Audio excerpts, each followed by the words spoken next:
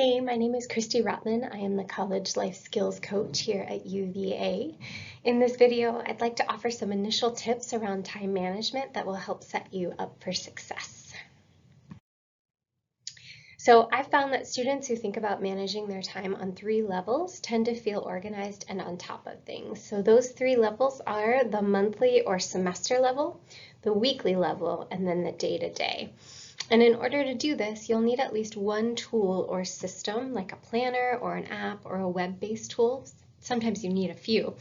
And it doesn't matter whether that tool is paper or digital. There are pros and cons to both. What's important is that it's something that you're actually going to use. So don't try to talk yourself into something that you know won't work. Stick with what will work.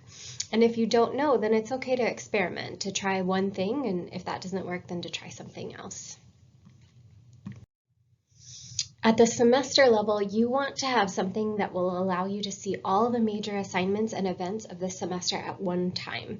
I make these semester calendars pictured here in the black and white that many students find helpful. I used a version of this to survive grad school myself. Other students prefer something like Google Calendar, and the advantage there is that you can use reminders. Though, a word of caution, too many reminders makes one start to ignore all reminders, so you need to find a balance of how many reminders you're relying on. Once you kind of choose paper or digital, I recommend going through the syllabus from each of your classes and adding all your papers, your projects, your exams, your presentations, anything that's like a big assignment like that. It's up to you whether you also want to add weekly homework and readings and that kind of thing.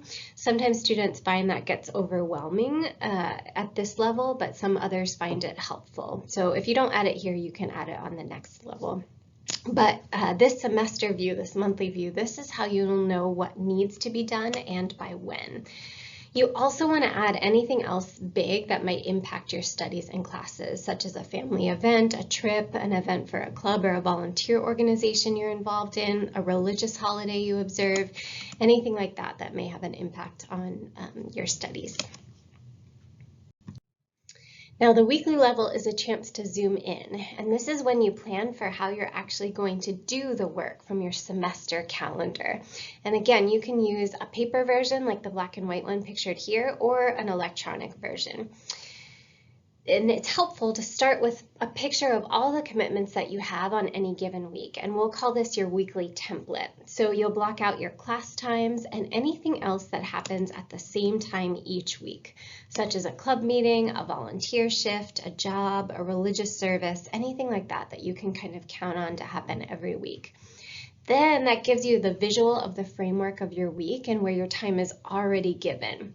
After that, you can begin to think about how to use the other time that currently isn't allotted, how you can use that time strategically. And so you can see here on this Google Calendar snapshot, right, these white spaces of time, those are the pockets of time that you can think about how to use strategically. As you consider how best to spend that other time, remember that the university anticipates for every hour you are in class, you'll be spending approximately 2 to 3 hours outside of class learning, studying, completing, and engaging with work. It may vary slightly from class to class, but it's a good estimate to keep in mind.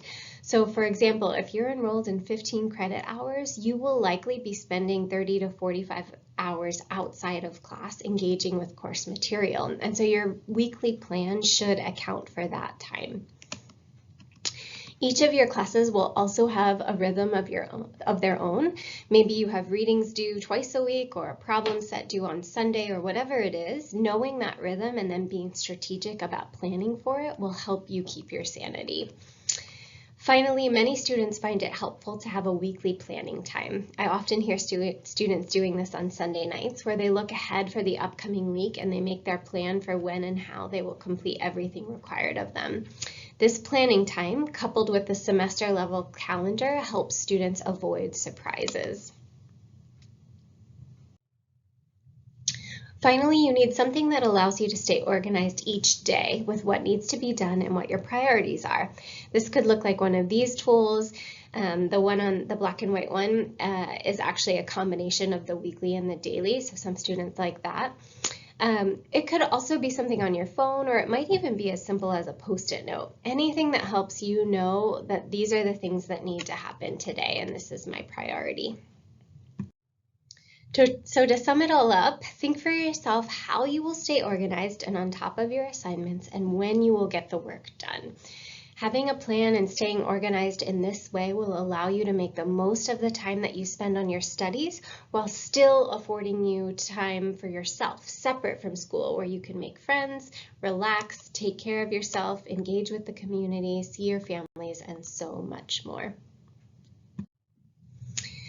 To transition a bit now, if you need some ideas on how to proactively plan your studying throughout the week, I highly recommend this resource from Louisiana State University called the Study Cycle. This visual breaks down how a student might engage with a course, and I'll just quickly review it right now. So the first step up there is preview, where you would prime your brain for what you will cover that week in class. You could do this by skimming the readings, the PowerPoint, the syllabus.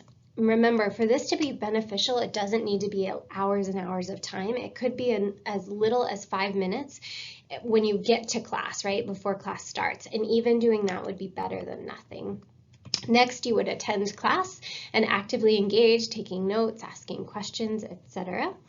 Then after that, ideally sometime that day, you would spend a short chunk of time reviewing your classroom material. I recommend quizzing yourself on what was covered, condensing your notes, making a short study guide, noting questions that were confusing, or things like that, and things that you might want to take to office hours.